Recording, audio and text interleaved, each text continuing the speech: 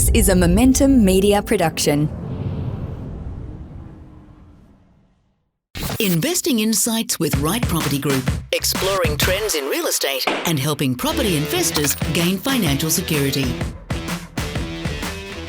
G'day, how you going? Phil Tarrant, co-host of Investing Insights, a Right Property Group, joined by Steve Waters, Victor Kumar, directors, Right Property Group. These guys have been at it for nearing 2 decades, I reckon. When's the 20th anniversary for you two guys?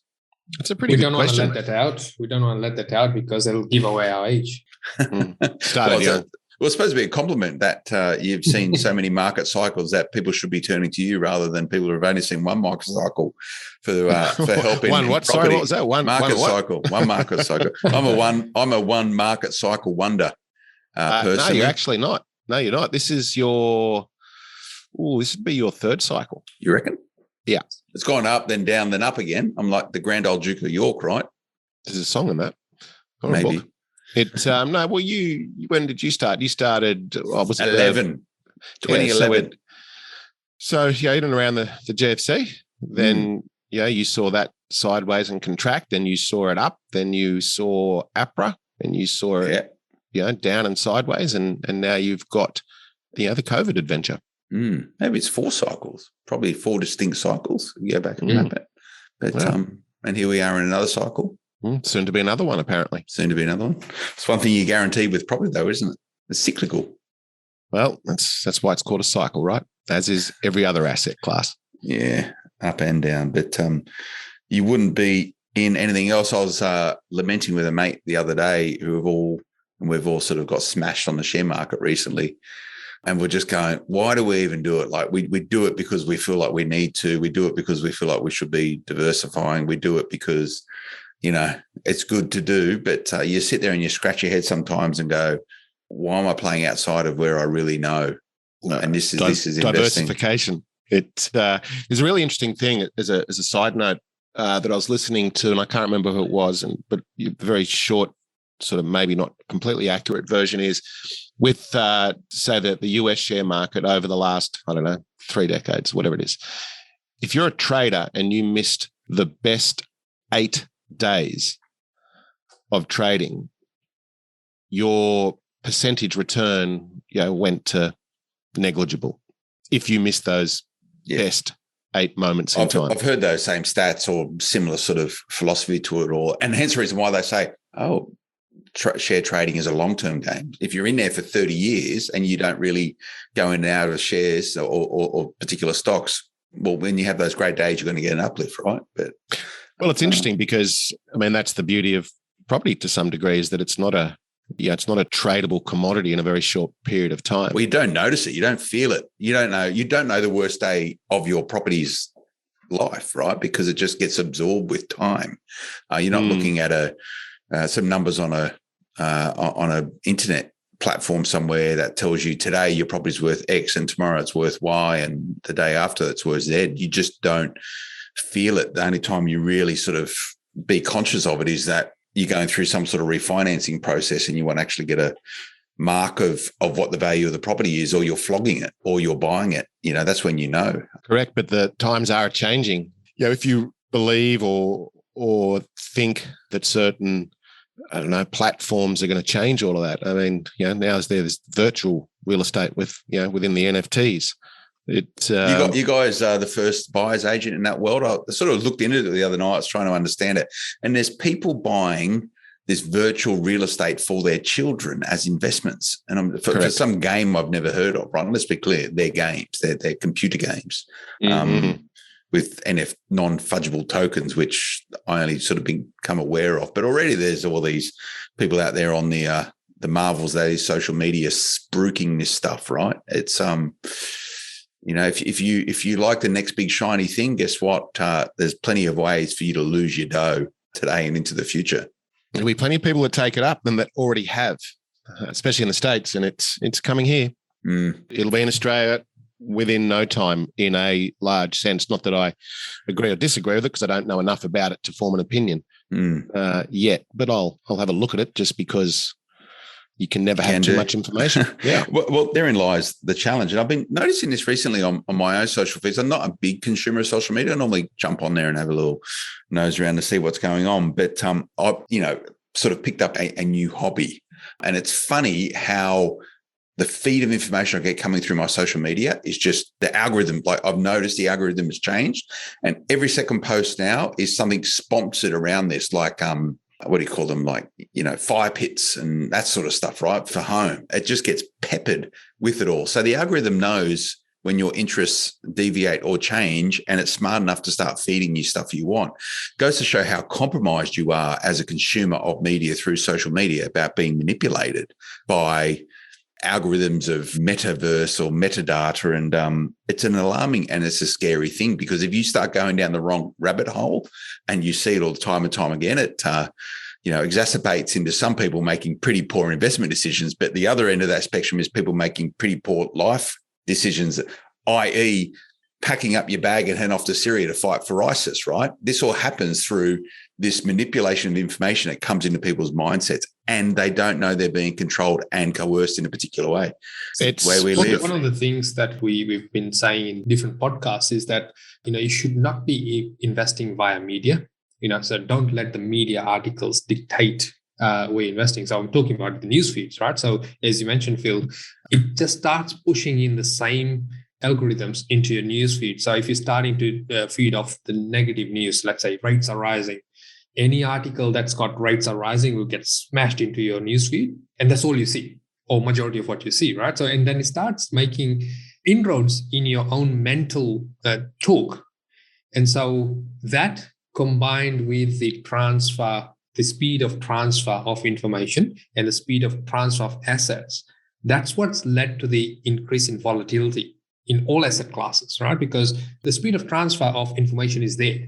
And when you look at that, and when you look at the fact that we've got all of these news articles there saying property will come down, property will go up, it becomes then a herd mentality and pushes people down the same path. And therefore, it becomes a self-fulfilling prophecy.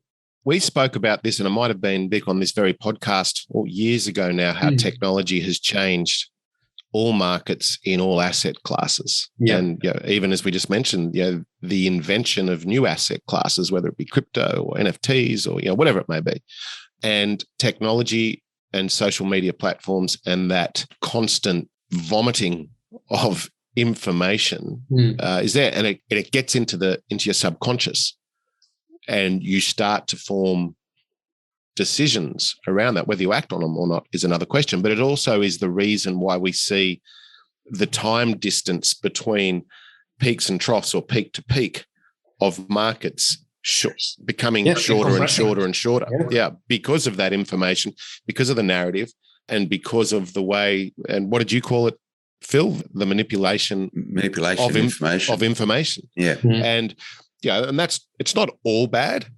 Because there's an education piece to that as well, but it's a clever algorithm. And there's some clever people behind it. And I'm not being a conspiracy theorist in any way, shape, or form. It just is what it is. Why are you wearing a spaghetti colander on your head then? Oh, that's just better reception. 5G. No, you're 6G already, but we joke about it. But that's the extreme end of when the information that people consume gets manipulated in a way. It forces them down particular avenues. But let's also be clear, this is not a new thing. Social media is just the next tool along a long chain of ways in which information has been manipulated. You only go back to the printing presses when they started coming out.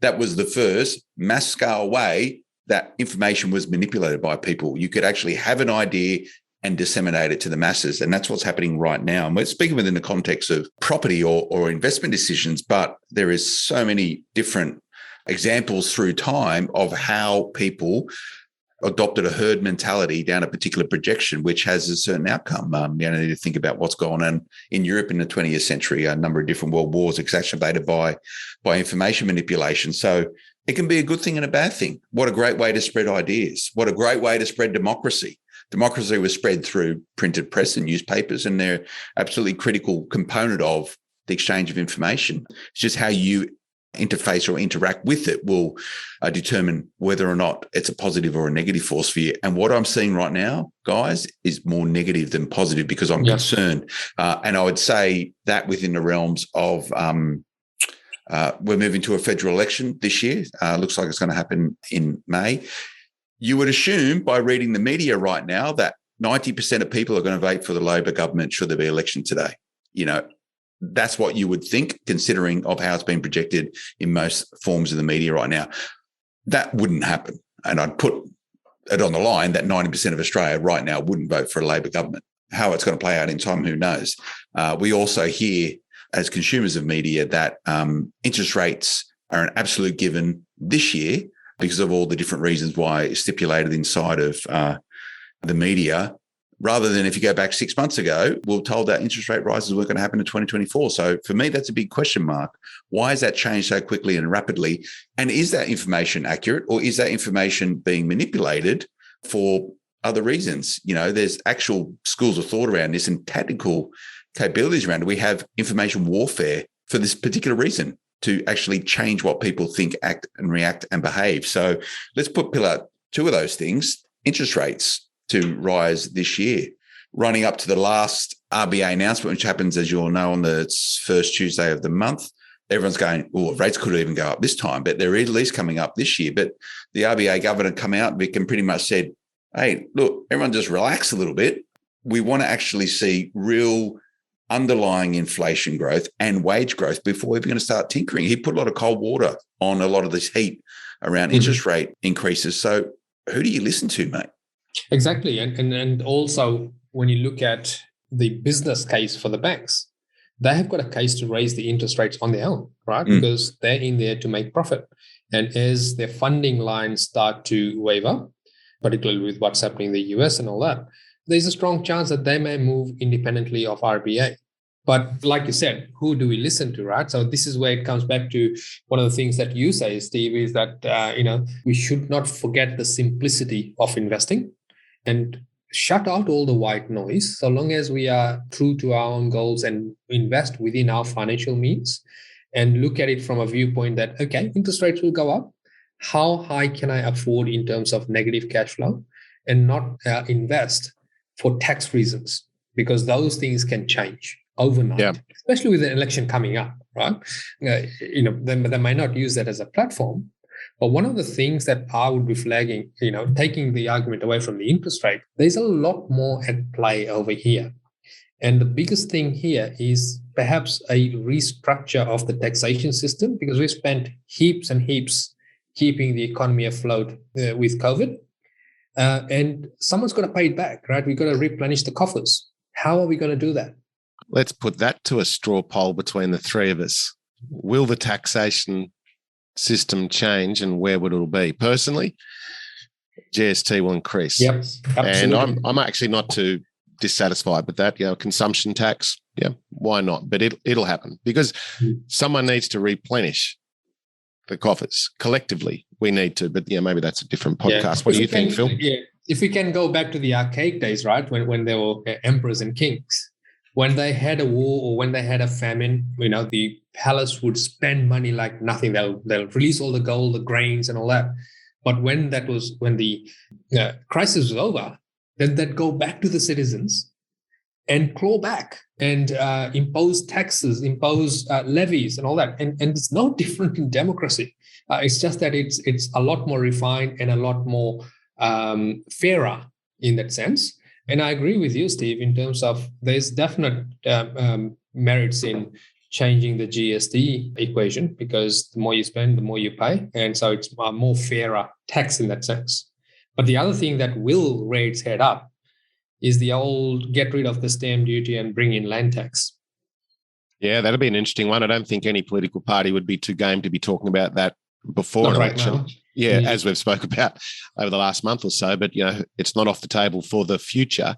And coming back to the subject somewhat, in terms of the manipulation of information and just how free it is and the accuracy of the information and so on, here we are giving an opinion. And if our opinion is the same as the collective, well then maybe it's a self-fulfilling prophecy. And so too is the market, which is why the market should always be between your ears when you take into account the fundamentals and the simplicity, yet with a degree of science overlaying it. But everybody is entitled to an opinion. It's whose opinion do you respect? Does a thesis and 5 years of university give you more of an accurate opinion than someone who hasn't? And I know that sounds like a bit of a soapbox moment, but we put so much kudos onto a very small few in terms of who are giving their opinion and shaping potential markets across, this big land. And so once again, keeping it simple, looking at it at the long term, as we always say, cutting out that noise, I believe will give you a much fairer assessment of what to do rather than what not to do. I think, Steve, it's a good point. Opinion needs to be considered, but anyone who has an opinion in this market, let's be clear, anyone who has an opinion in this market in some way or another will have an agenda around it. And that's the nature of an opinion. Why do you have a position if you don't want to influence someone in a particular way? You just don't have an opinion just for the sake of having an opinion. So you've got some and this is the intersection or maybe the dichotomy, Steve, between academic discipline and rigor and, all those letters that people have after their name versus someone who's an operator on the ground doing what they do every single day. You're going to get two very, very different views. And it's not very often that people straddle both. The economists in the major banks, they're all very smart people. Who probably have degrees up the yin yang and actuarials and stuff like that. They're numbers people and, that's their discipline. But are they actually property investors themselves, or are they actually talking to property investors every single day? They're probably talking to bond analysts and all those sort of people. But are they actually getting both sides of the coin? It's a good point. I don't think they are. But to be fair to them, they're juggling so many sets of data over a worldwide platform and probably trying to juggle political, not agendas, but changes, both from a macro and micro point of view. And so they need to assume or model and then come up with an assumption on which direction or what is going to happen in terms of their analytics. Now, the problem with that is that we live in such a fickle world over the last 3 to 5 years, whether it be different wars over the globe, technology, information, sort of espionage, COVID. This is a different ecosystem or environment over the last, I'll call it 2 to 5 years than what was 10, 15, 20 years ago. Now, some might argue, but there's always been some sort of impactful crisis, and we agree with that. But because of technology and the speed of information today, people can react a lot quicker, both in the negative and the positive, and that will shape markets. I mean, and I'm not being sort of leaning to any political side here. I'm apolitical, but I mean, have a look at the US election, not this one, but the one beforehand. I mean, Trump's use of social media was second to none.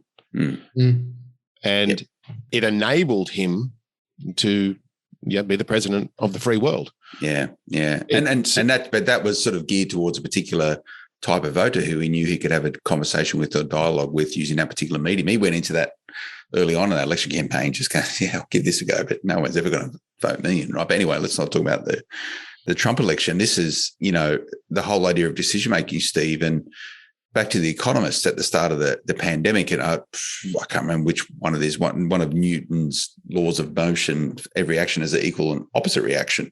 At the start of the pandemic, the collective consensus from the nation's smartest economists, i.e. those that are all part of the big banks, was that we're going to see a huge decrease in property prices. One of them, I can't remember, 25+%. What happened was the exact opposite of that. Prices went up by the same amount.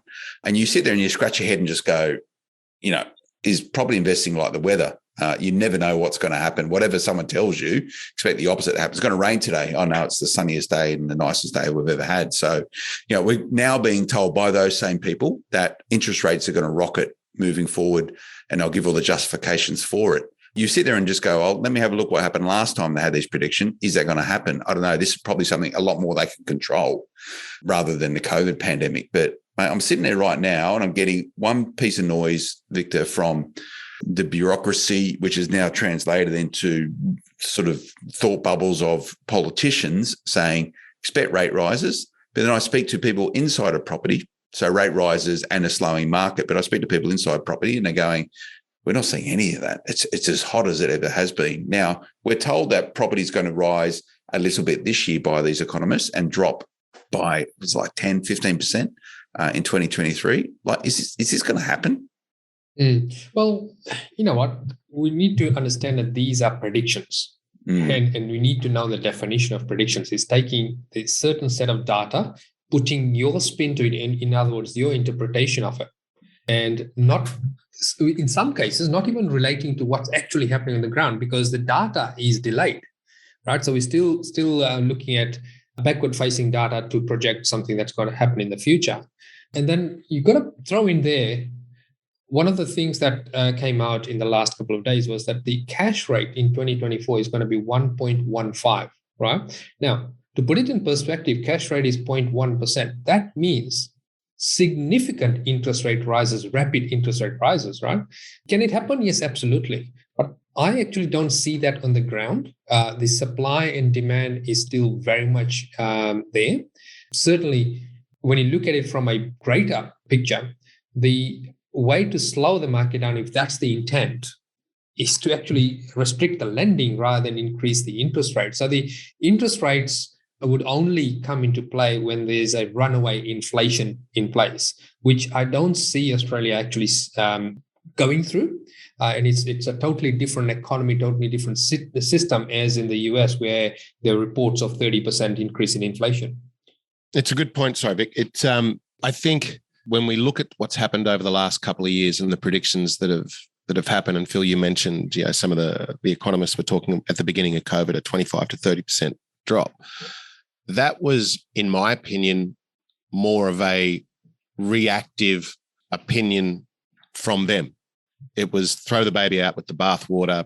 This is diabolical. But in Australia's circumstances, the beginnings of this cycle were a repercussion of what happened in 2017 via the APRA handbrake. Handbrake. Handbag. That's how we kept all your secrets. Yeah. Was it Gucci or something else? Yeah, no, mate. It was Lowe's. It's man bag. But that was the beginnings of this cycle. Yes, the flow of credit. Yes, the cost of money definitely had a big part of what we have today.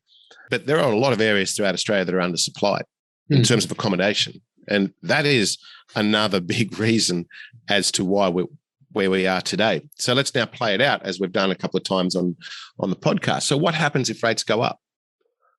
As you say, Vic, it's not really the cost of money that's going to cause a slowdown in the market. It'll be the flow of credit, which we've talked about many times. So, sorry, Victor, I'll stop your flow. I think our listeners might benefit from understanding that a little bit more because they probably think it's the same thing. The cost of money, the supply of credit. Do you mind? Can you just, sorry to interrupt, but can you just extrapolate that for me? So it's the cost of money. There's lots of data sets. In other words, what is the interest rate at that point in time to the consumer doesn't have an overarching or bearing effect on what the market does, because there's been plenty of instances where interest rates have been 7, 8, 9% and the market has done its thing in terms of growth. And boom. And in fact, I remember paying, I think it was 8% and I property double in 12 months. But that was hand in hand with, I think it was the invention of the low doc loan at the same time. So the flow of credit, so the ability to get money versus the cost of money is the real inflection point. I don't mind as an investor paying 4, 5, 6, 7, 8% if the numbers stack up, as long as you give me the money. So if I now come back to what I was saying before around, well, if we're undersupplied in a lot of areas now and rents are increasing, the actual gross spread between the gross yield and the cost of money might be very much similar, if not the same, to what it was 2 years ago before rents started increasing, or even 3. And yet we were happy as pigs in mud back then. Now, will that be the same for all areas? No, it won't. Will there be markets over the next, I'm going to call it 18 months to 5 years that suffer catastrophically? Potentially, there will be. And they're the areas that people have invested in that are really around short-term trends, but they just don't know it themselves. Will other parts of the market continue to survive and potentially thrive? Absolutely, there will. I mean, look at the GFC. The GFC was beautiful for investing, not to set the platform with the asset base, but there was plenty of opportunity during the GFC where you could buy something today and it was worth more in 6 months. It was just the ability and how you bought it. Whereas today is not how you buy it, it's what you buy and being in the market.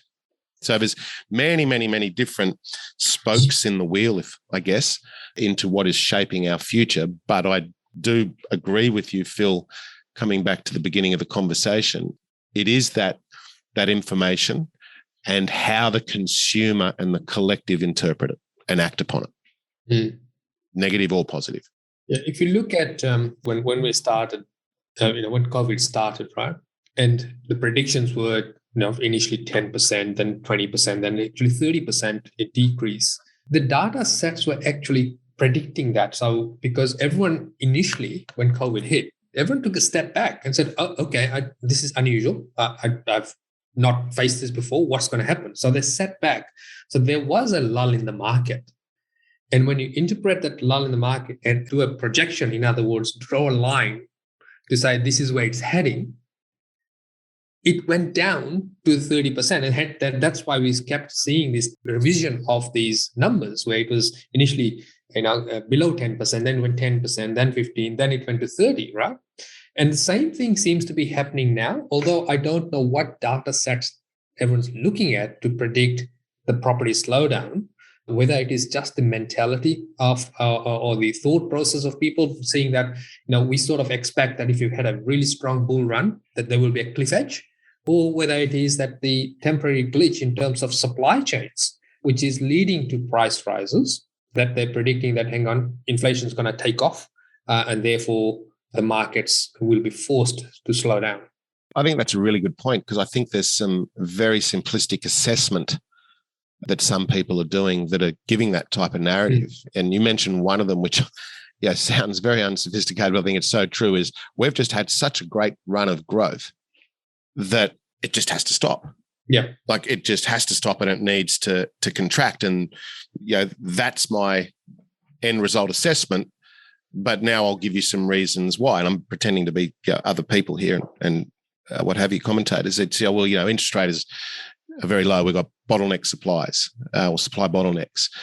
We have inflation, et cetera, et cetera, et cetera. It's like, well, are all those opinions and all that modeling forming the opinion, or is it really the subconscious that's saying, well, we've had such a great run, all things must come to an end? And, here are some sort of limiting factors or evidence to support it. Let's not forget that a lot of the markets that have grown rapidly is a form of catch up on what it hasn't done over the last 10 years. Brisbane's a great example of that. That's a good point. That's a very good point. It's getting back to its historical averages and then some. Some would argue Perth is doing the same thing. This goes all the way back to somewhat the APRA changes in 2016-17. So to blanket approach the end result, or not blanket approach, but just to give an end result saying it's going to drop by 5%, 20, 30, or what have you, well, tell us why. What is really forming your opinion to do so? And predictions, to the point that you made, Steve, are a moment in time. And those predictions around price drops happened at the start of the pandemic, and they're probably coming out in March or April of 2020. Now, the question I have for you guys, when did the property market become hot back in 2020? Because it was bubbling away before COVID took place. But if I think back to 2020, I remember it as it was booming for most of the year, and all of 21 was booming. So from a prediction of price drops up to 30% in March or April to June being, hey, property market's going crazy, we got it wrong. How long does a prediction last for? And we're still talking about the prediction 2 years on, by the way. Yeah, and when did it start? And when did it stop? When did it stop? When did predictions stop? And that when you got to, it's okay to recalibrate. You got to go, Yeah, that's what we saw 3 months ago, but we're seeing this now. So let's not worry about that anymore. And to be fair, that's what they did do. But I actually think the beginnings of the market and very strong growth was literally 12 hours after the federal election that we had before COVID. Correct. It's the momentum started well before. Yeah. And then the beginning of COVID was a hesitation. It wasn't a contraction. It was a hesitation. Yeah. And we've talked about this before, whereas Vic and I got one of the last planes out of Perth, and we did a video for our clients saying on what we thought would happen. And it's somewhere on the website.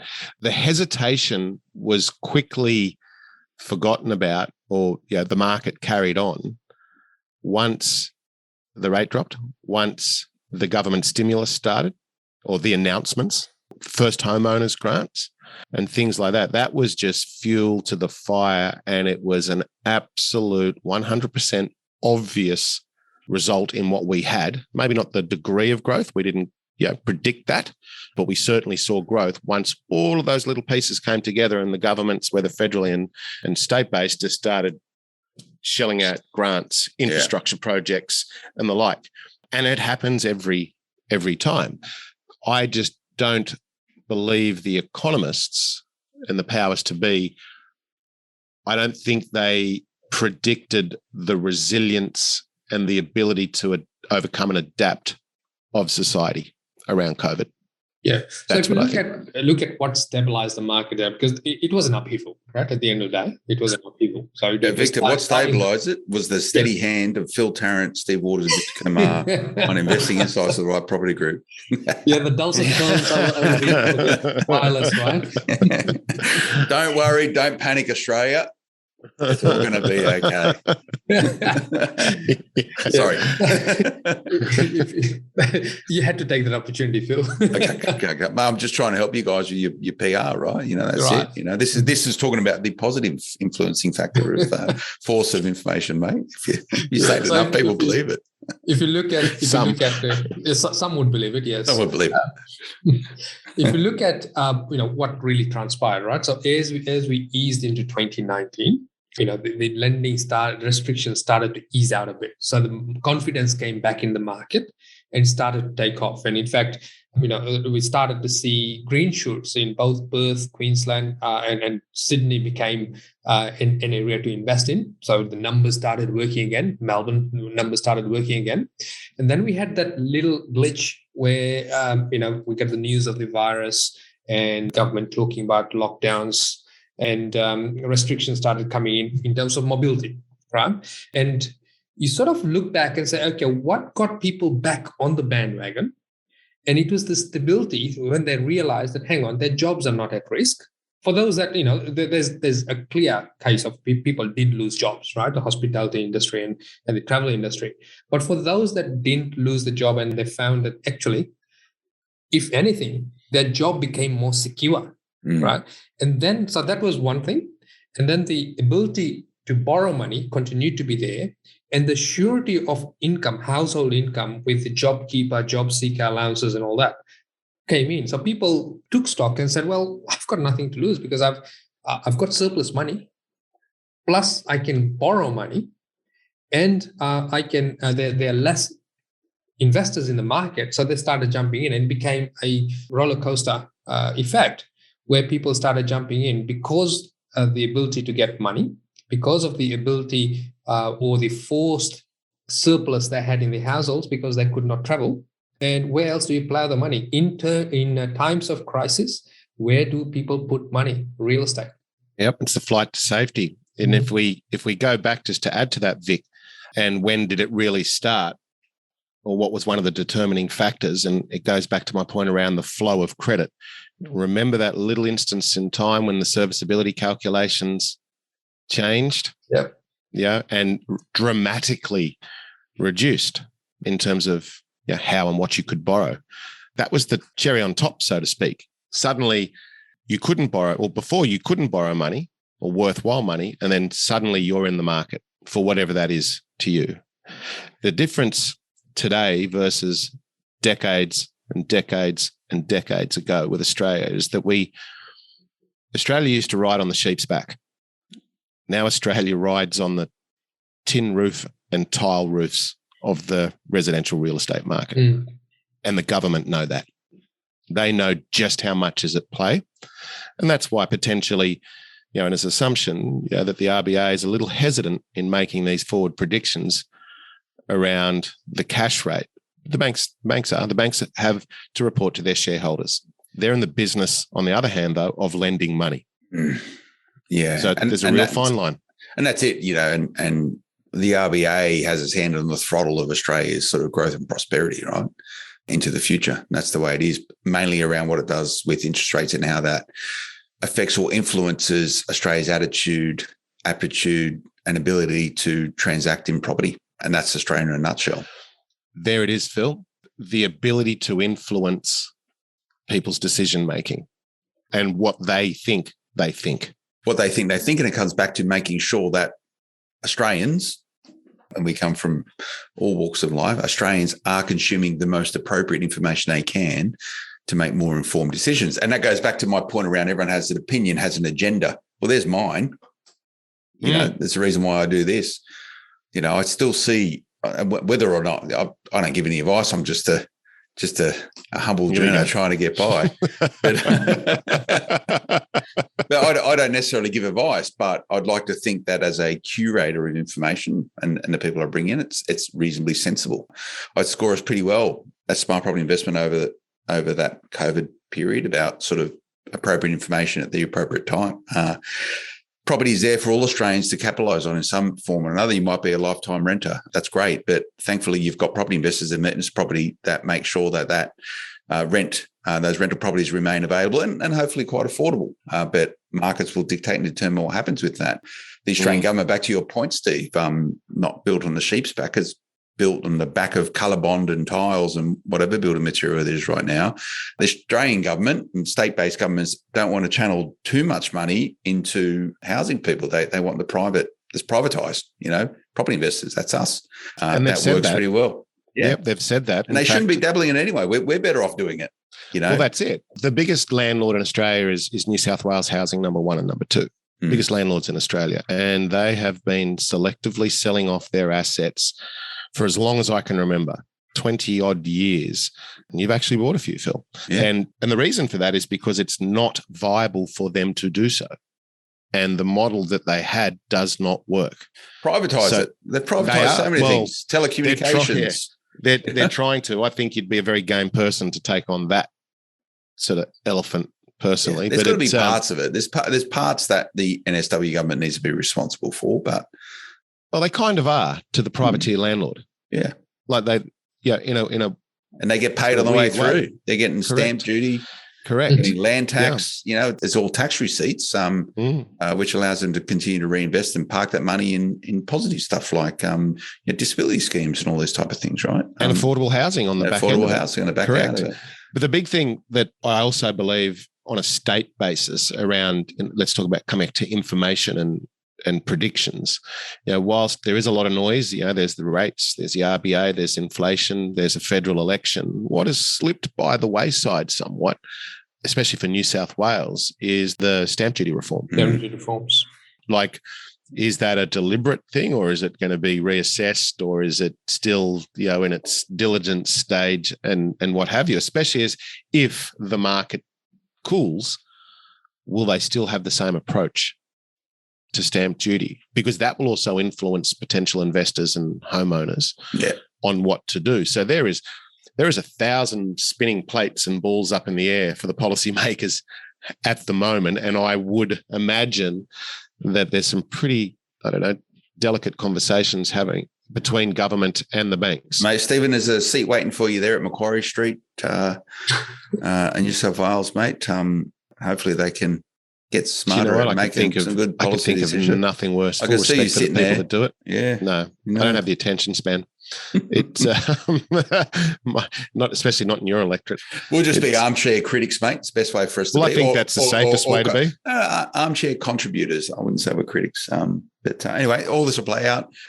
So the one takeaway, Victor, how do you do an information detox? How do you actually challenge or get rid of some of those assumptions that you may have embraced by misinformation you may have consumed? Let's talk about the property info detox. Yeah, absolutely. And the first thing that you need to remember is that you should be investing within your means.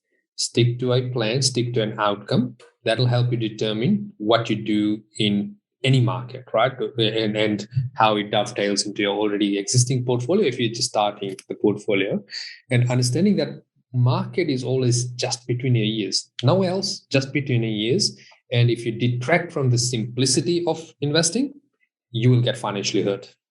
There you go. And that's the last thing we want is people being financially hurt. We're all invested in all of us Aussies doing better over time. If we can get that, we're doing well. How's it working with you guys at the moment? I know you've always got a lineup if people want to have a chat with you. Can people sort of find any of your time in your calendar, Victor, to talk property? Well, we do have a process. So obviously, if you wanted to seek our help in guiding you through the investment journey, reach out to us via socials or through our website, rightpropertygroup.com.au. There is a form there that you need to fill out, and you will initially speak with Melissa so that she can ensure that you get the best of our time. So she prepares you for our conversation. Then she sets up a time for either myself or Steve to have a chat, and we will tell you warts and all, whether you should be investing or not, and whether we can help or not, right? So it's not that if you inquire, you are going to become a client. There are many people that we do turn away to do things first, implement, get the foundations right. Or for some, we say, you've got the hallmarks of a really good property portfolio that you need to do X, Y, and Z to get to your goal. That's all you need to do. Absolutely. And at the bare minimum, if we can send you away, so to speak, with a plan of action, if you're not quite ready to purchase, whether it be you need to save more, increase income, get rid of bad debt, whatever it may be, the conversations are, I'd like to believe fully interactive, but also quite valuable. That sounds very good. Rightpropertygroup.com.au. Gents, thanks for your time today. Always enjoy the chat. Be interesting to see where this market goes over this coming year. But anyway, no doubt we can narrate that on Investing Insights or Right Property Group. We'll see you all again next time. Until then, bye-bye. The information featured in this podcast is general in nature, does not take into consideration your financial situation or individual needs, and should not be relied upon. Before making any investment, insurance, tax, property, or financial planning decision, you should consult a licensed professional who can advise whether your decision is appropriate for you.